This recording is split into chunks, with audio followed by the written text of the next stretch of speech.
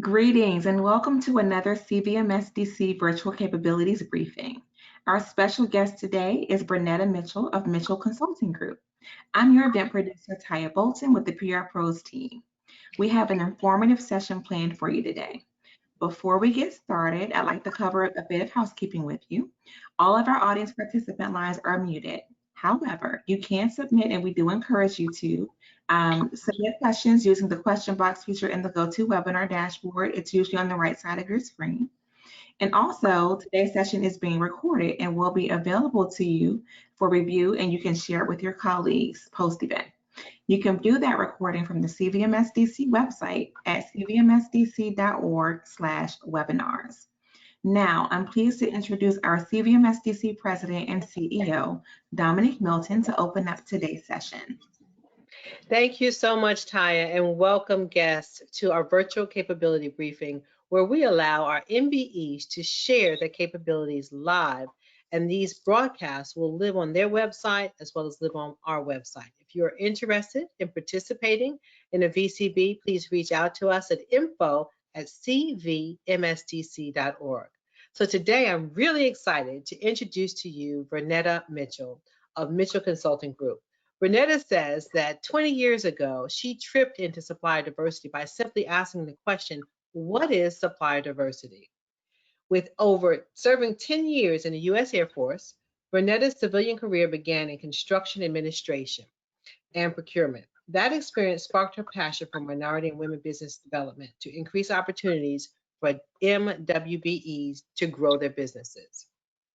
Prior to launching Mitchell Consulting Group in 2019, Bernetta managed a team of experts to perform disparity studies that determined if disparity existed between the availability and utilization of minority and women businesses for an agency. Bernetta's work in disparity research exposed her to thousands of qualitative studies across this country. An interesting fact about Bernetta is she is on the board of Sterling Math and Science Foundation. Sterling Math and Science Foundation's mission is to increase students in grades 3 to 5 and their interest in STEM learning. So Bernetta, I'm excited to have you here today. Thank you very much, Dominique, for having me. I'm excited to be here. So we want to hear how your organization helps our corporate partners with disparity studies. I'm going to go off air, leave it to you, and I'll be back for a Q&A session. All right, over to you, Bernetta. Sounds like a plan. Thank you so much, Dominique, and thank you to the CVMSDC team. They're an awesome team to work with, have been guiding me through this process, and so I'm really, really excited to be a member, and I'm really excited to speak with each and every one of you today. As Dominique said, my name is Bernetta Mitchell, and I am thrilled to introduce you to Mitchell Consulting Group. As I was preparing this presentation today, I wanted to find a quote that I thought would resonate with the line of work that I'm in. And the quote goes like this: "There's no shortage of remarkable ideas. What's missing is the will to execute them." And as we think about all of the ideas that we have in our work, in our lives, we always want to find a way to execute those and make them happen. So for example, I love to do DIY projects around the house. Anybody else's house who will let me come in there. But I love to do DIY projects, and I have all these grand ideas on what I want to do to my home. The issue becomes whether or not I either feel like doing them, whether I have the skill set to do and execute those ideas, or even if I have the money. Some of them can cost a lot of money. So what I have to do is think about what are the things that are most important to me so that I can create strategies to execute those ideas, and what steps do I need to take to get there. And that's what Mitchell Consulting Group does for you. Excuse me. In the next few slides, I want to introduce you to us, talk about our service offerings, talk about my experience, and give you examples of how Mitchell Consulting Group has been able to assist clients execute their ideas. So Mitchell Consulting Group started in August of 2019, and we provide project and program management to our clients We also perform supplier diversity, MWSBE program design and evaluation. We conduct disparity research and prepare clients for conducting disparity studies. We also do perform contract compliance, and I'll talk more about all of these later, outreach and engagement with the community or the business community, and also perform economic impact analysis, which I'm really, really excited about, and I'll talk more about that one as well. So experience is a great teacher. And I don't know how many of you may know Mickey Howard and her music, and she has a song that talks about experience being a great teacher for her as she searches for love. But experience does allow us to learn so many different things. And for 20 years or so, I've gained experience in many, many disciplines. And I'll talk about those. What I've learned is that business experiences are forever changing. So through those 20 plus years, I have performed and managed over 30 plus MWBE and DBE disparity studies for states, cities, counties, educational institutions, airports, and transportation agencies. So we're talking really large studies of identifying whether or not minority and women-owned firms have that fair opportunity to compete, and whether or not there is availability of those firms in a particular marketplace. And disparity studies are really important as you're trying to define your program. I've also evaluated, designed, and implemented supplier diversity programs for clients. So a client either doesn't have a program at all and want to begin one, or a client has a program that has just been stagnant and want to improve and increase the utilization of firms in their particular marketplace. I've also developed and implemented MWBE, SBE strategies for construction projects. And most of the times people associate supplier diversity programs with construction. The industry lends itself to having more utilization just by the virtue of having subcontractors and suppliers. But supplier diversity is much, much broader than that, from procurement of paper to computers to consulting services like myself. So I have also worked with hundreds and hundreds of companies across the country, from Alaska to California, from Colorado to New York and Florida, listening to business owners' accounts on how they do business and with an agency, and what are some of those barriers, as well as what are some of the successes. I think it's really, really important to figure out what works and expound upon those, but also to identify some of those barriers and try to find ways in changing policy or practices to eliminate those barriers for business owners. So I've had the illustrious opportunity to meet so many wonderful people across the country, and have developed some best practices of what businesses are going through. So right after Mitchell Consulting was established, one of the things that I identified in conducting disparity studies across the country is that agencies really did not have a very good grasp on the economic impact, the dollars spent with companies in their programs. So immediately after establishing the company, I reached out to a colleague of mine, Ron Thompson, with Thompson Consulting and Analytics. And Ron's company is an economic research company. So we established a joint venture, his experience in economics and my experience in supplier diversity, to perform economic impact analysis of supplier diversity programs. And so there's so many pieces to a program that are so important beyond just having a policy in place, conducting outreach, but really the analytical analysis of how those dollars impact the economy. So for every dollar that you spend with a diverse firm, you know, how does it rotate in the economy in terms of wages, employment, of the value added or the consumer index? So how does that really, really impact your program? And is your program effective the way that it's currently written without really understanding the economics that go into it. I want to spend a few minutes. I've been extremely fortunate to have clients, 3 very large and successful clients that I presently work with as a new consulting firm. So I'm really excited about that.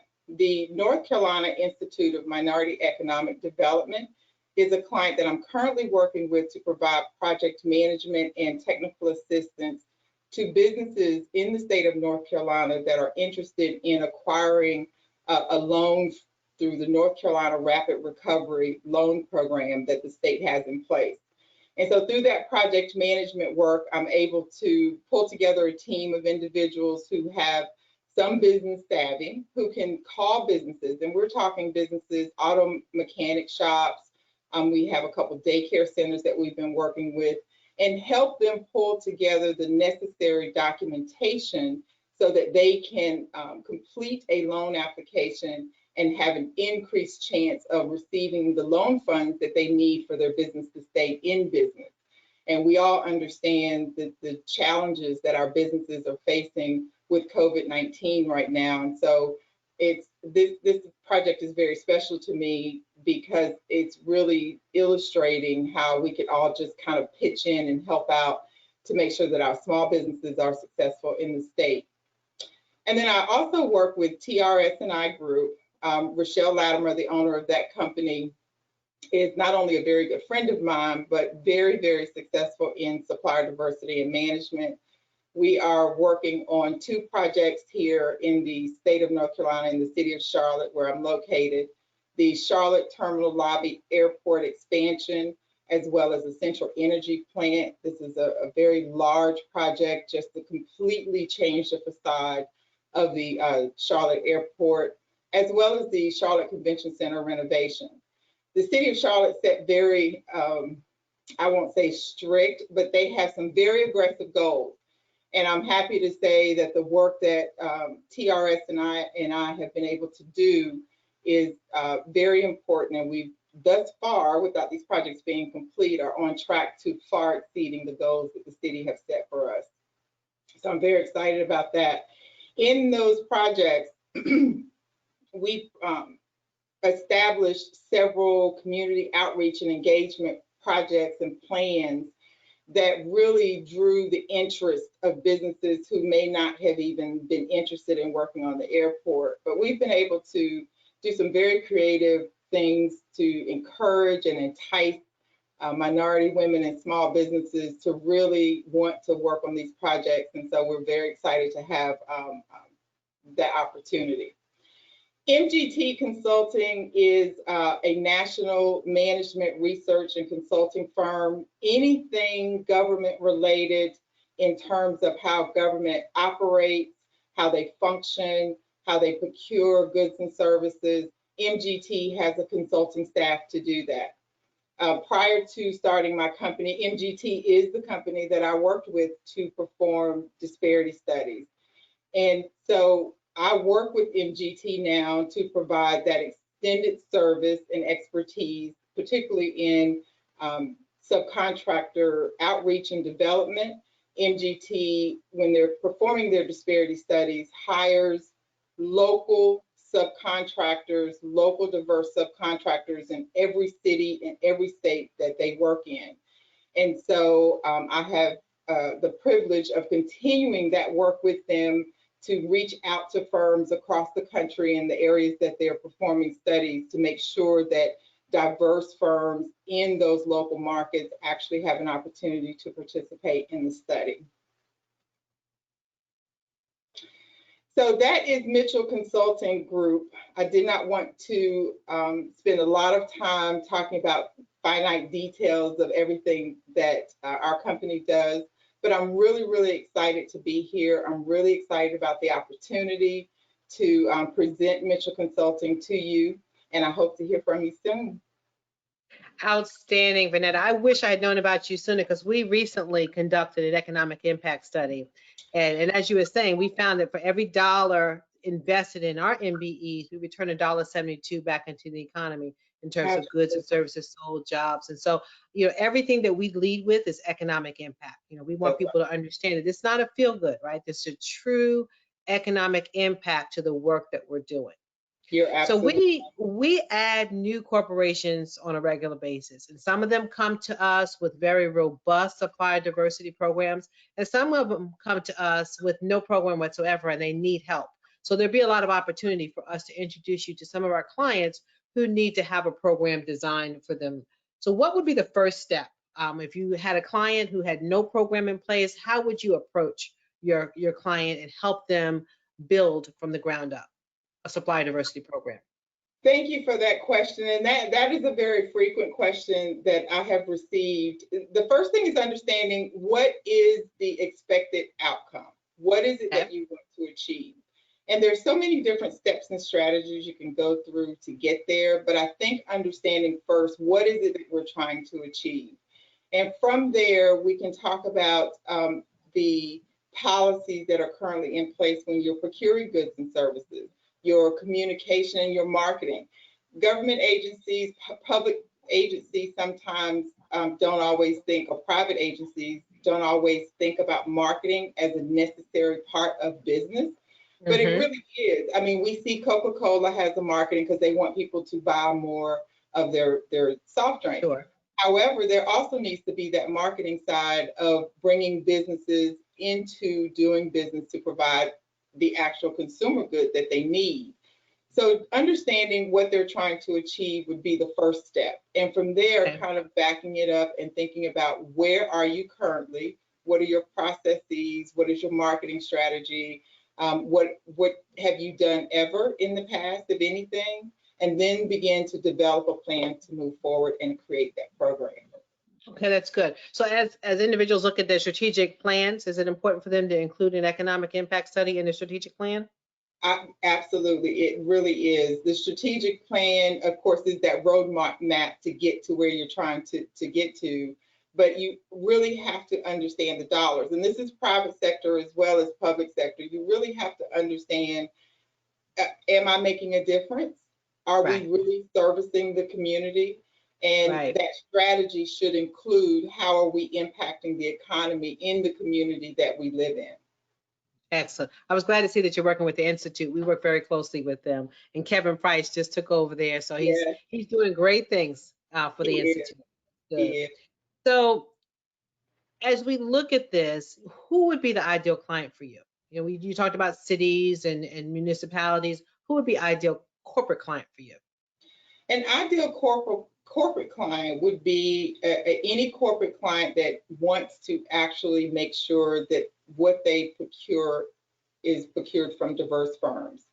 Okay. So, we have, as part of our pitch on the economic impact analysis, in particular, we know that Atrium Health and Novant has very strong supplier diversity programs. So that's an ideal client that we have pitched to and are trying to convince that this is a great opportunity to do that.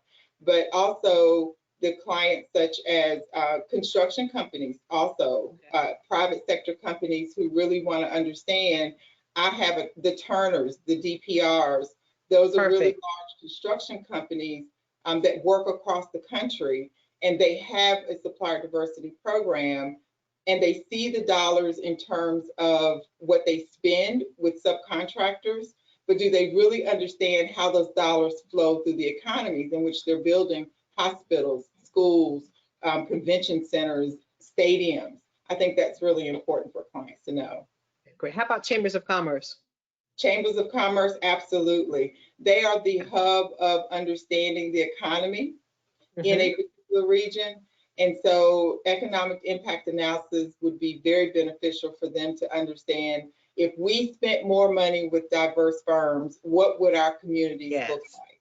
Right? Yes, absolutely. So that's a new corporate partner for us. So we're working very closely with chambers across the country because there's a nice fit there. And I just recognize that they could very much benefit from this expertise to be able to share with their members to understand economic impact. And what about schools like Clemson and USC? Are those customers of yours? They are not customers of mine yet.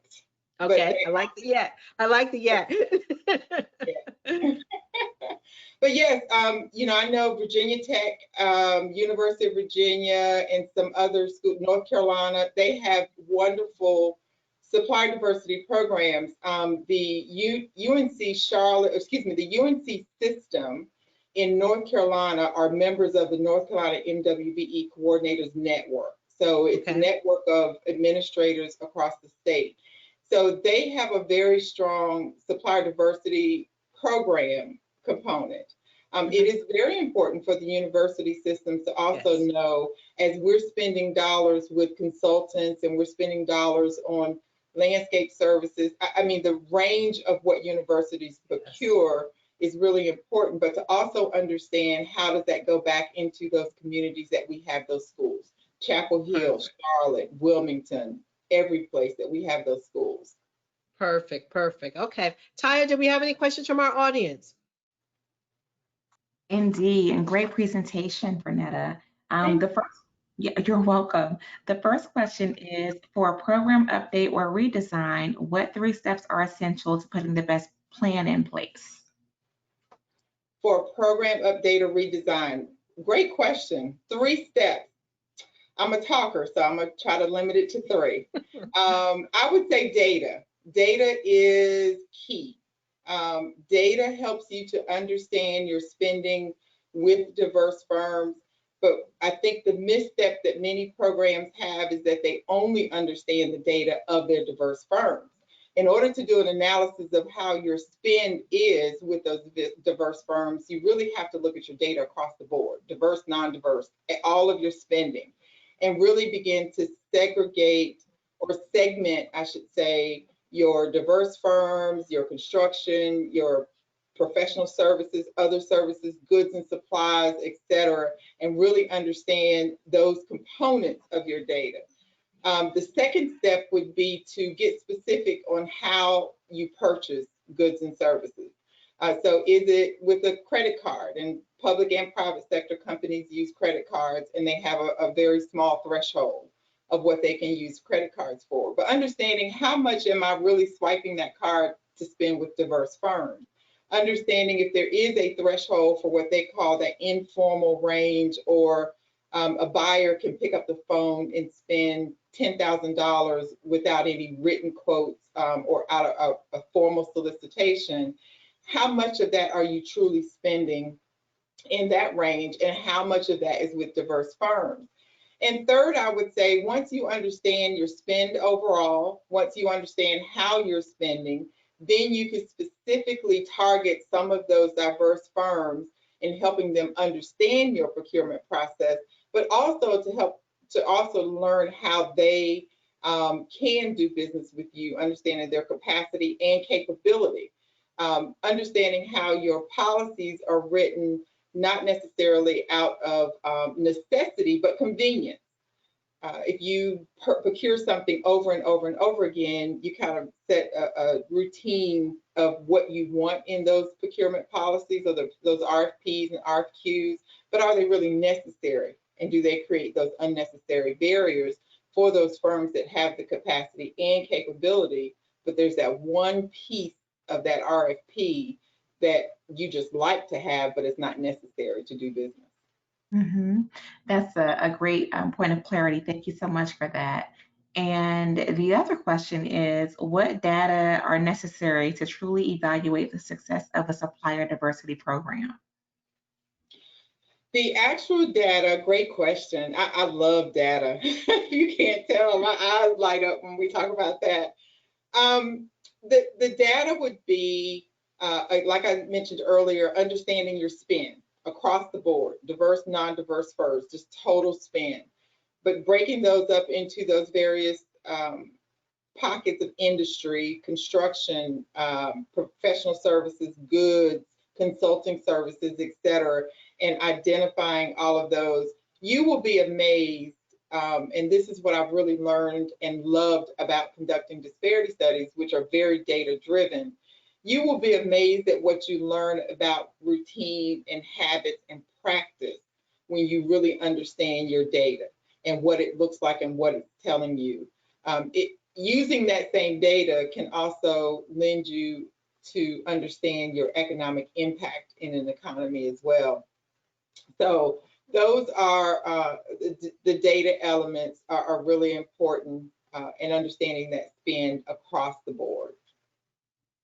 So to that question, and thank you for that, Ty, what do you do when somebody doesn't understand their data? It's a new company, they really don't understand their spend. That's right, and we can help them understand that spend. A lot of clients, I think one of the biggest challenges that we would have, that I would have in working with a client is, well, we don't have that. Well, we don't have that. Everybody has a checkbook. Everybody has a bank statement. And even if you think, and that's at the simplest term, but if you're a corporation and you're a public sector agency, you know every dollar that you are spending somewhere.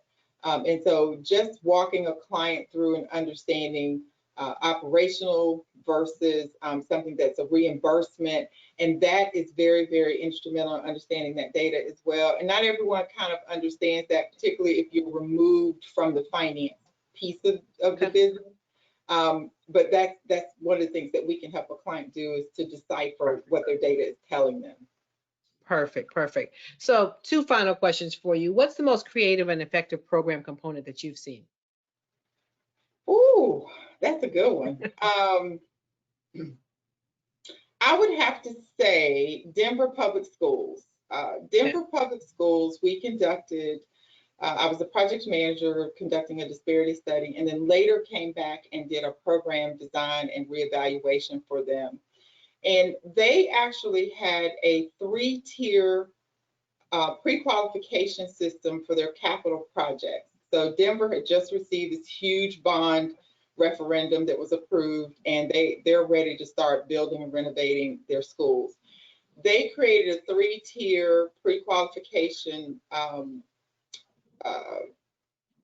initiative or program where the smaller tiers, or the 3rd tier, 2nd tier even, were at thresholds where the larger percentage of minority and women-owned businesses could actually pre-qualify for, right? Instead of just saying pre-qualify across the board, the project could cost you $10 million.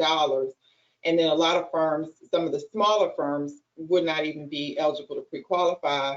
So by having the tiered system, this allowed some of the smaller firms and mid-sized minority and women-owned firms to pre-qualify and have that opportunity to bid and work on some of those projects. And then they rotated, based on the dollar threshold, they rotated the vendors that were pre-qualified. And so if you were a large conglomerate coming in, and I'm not going to pick on anyone, but let's say you're a large conglomerate coming in and you pre-qualify at that 10 million plus, you cannot pre-qualify for the 3rd tier, where it may be a $500,000 and below. Gotcha.